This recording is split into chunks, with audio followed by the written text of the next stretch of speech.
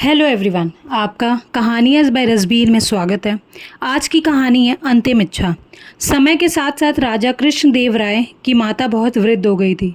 एक बार वह बहुत बीमार पड़ गई। उन्हें लगा कि अब वे शीघ्र ही मर जाएंगी। उन्हें आम से बहुत था, इसीलिए जीवन के अंतिम दिनों में वे आम दान करना चाहती थी। सो उन्होंने राजा से ब्राह्मणों को आमों की दान करने की इच्छा प्रकट की। वह समझती थी कि इस प्रकार दान करने से उन्हें स्वर्ग की प्राप्ति होगी। सो कुछ दिनों बाद राजा की माता अपनी अंतिम इच्छा की पूर्ति किए बिना ही मृत्यु को प्राप्त हो गई। उनकी मृत्यु के बाद राजा ने सभी विद्वान ब्राह्मणों को बुलाया और अपनी माँ की अंतिम अपूर्ण इच्छा के बारे में बताया। कुछ देर तक चुप रहने के पश्चात ब्राह्मण बोले, यह तो बहुत ही बुरा हुआ महाराज। अंतिम इच्छा के पूरा न होने की दशा में तो उन्हें मुक्ति ही नहीं मिल सकती।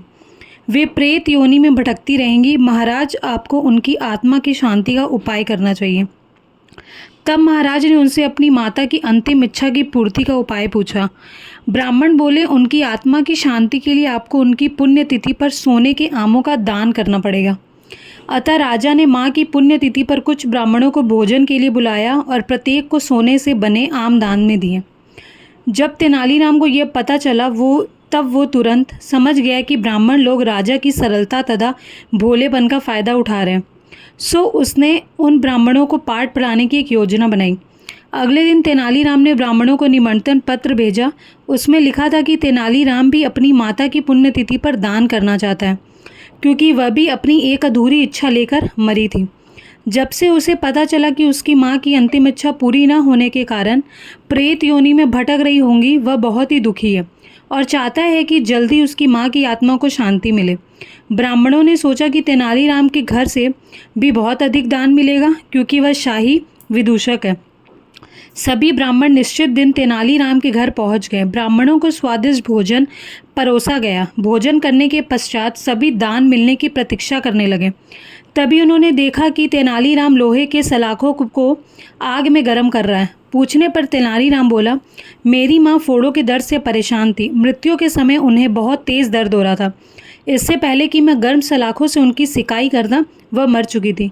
अब उनकी आत्मा को शांति के लिए मुझे आपके साथ वैसा ही करना पड़ेगा जैसे कि उनकी अंतिम इच्छा थी। यह सुनकर ब्राह्मण बौखला गए। वे वहाँ से तुरंत चले जाना चाहते थे। वे गुस्से में तेनालीराम से बोले कि हमें गर्म सलाखों से दागने पर तुम्हारी माँ को आत्मिक शांति कैसे मिलेगी? नहीं महाशय, मैं झूठ नहीं बोल रहा। यदि सोने के आम दान में देने से महाराज की माँ की आत्मा को स्वर्ग में शांति मिल सकती है, तो क्या मैं अपनी माँ की अंतिम इच्छा क्यों नहीं पूरी कर सकता? यह सुनते ही सभी ब्राह्मण समझ गए कि तेनालीराम क्या करना चाहता है।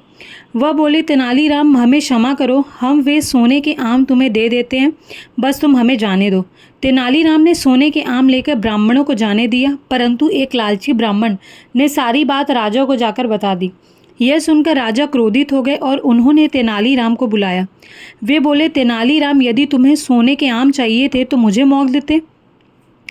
तुम इतने लालची कैसे हो गए कि तुमने ब्राह्मणों से सोने के आम ले लिए?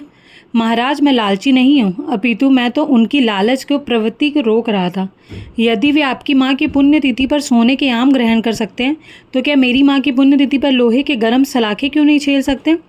राजा तेनालीराम की बातों का अर्थ समझ गए। उन्होंने ब्राह्मणों को बुलाया और उन्हें भविष्य में लालच त्यागने को कहा। एवरीवन, आपको ये कहानी कैसी लगी? हमारे चैनल को सब्सक्राइब कीजिए, लाइक कीजिए और ज़्यादा से ज़्यादा शेयर कीजिए। Thank you.